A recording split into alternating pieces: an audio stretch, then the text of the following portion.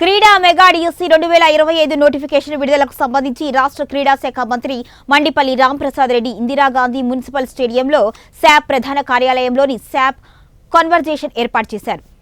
ఆంధ్రప్రదేశ్ ప్రభుత్వం క్రీడా పాలసీ 2024-29 ద్వారా క్రీడల్లో అనేక సంస్కరణలకు శ్రీకారం చుట్టింది. క్రీడాకారులకు ప్రభుత్వ ఉద్యోగ నియామకాల్లో ఎటువంటి రాత పరీక్షలు లేకుండా 3% రిజర్వేషన్లు అమలు చేయాలి అని నిర్ణయించారు అని వెల్లడించారు. మా కూటమి ప్రభుత్వం యొక్క ఎన్నికల హామీ ఏదైతే ఉందో డిఎస్సిలో కూడా దీన్ని వర్తింపజేస్తూ ఈ 3% కూడా తీసుకొని రావడం జరిగింది. దానిలో భాగంగానే ఈరోజు క్రీడలకు సంబంధించి 3% కోటా ఏదైతే ఉందో దానికి నోటిఫికేషన్ కూడా రిలీజ్ చేయడం జరుగుతూ ఉంది.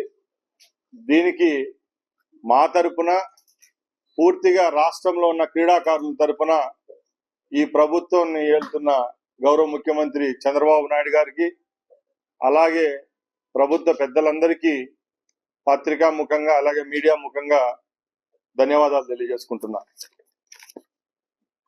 మనందరికీ తెలుసు, రాష్ట్రంలో త్వరలోనే డిఎస్సి నోటిఫికేషన్ వస్తూ ఉంది. దానిలో సుమారుగా 16,500 టీచర్ పోస్టులు కూడా ఫిలప్ చేయడం జరుగుతూ ఉంది. దానిలోనే 3% ఏదైతే ఉందో ఆ 3%ను ఈ రాష్ట్రంలో మిగతా రాష్ట్రాల్లో 1-2% ఉంటే మన రాష్ట్రంలో 3% కేటాయించడం జరిగింది. దాంట్లో ఇప్పుడు మనకు 421 పోస్టులను స్పోర్ట్స్ కోటాలో రాష్ట్రంలో ఉన్న క్రీడాకారులకు కేటాయించడం జరిగింది. దానికి ఇప్పుడు మనం నోటిఫికేషన్ ఇస్తున్నాం.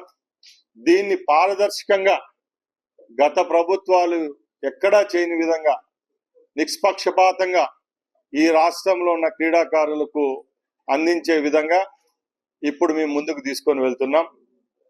ఇప్పుడు ఎవరైతే నిజమైన క్రీడాకారులు ఉంటారో, ఎవరికైతే సర్టిఫికెట్ అనుకోండి, వాళ్ళు నేషనల్ ఇంటర్నేషనల్ గేమ్స్ అలాగే డిస్ట్రిక్ట్ లెవెల్లో ఎవరైతే పథకాలు సాధించింటారో వాళ్ళందరికీ మంచి జరిగే విధంగా ఇది దోహదపడుతుంది.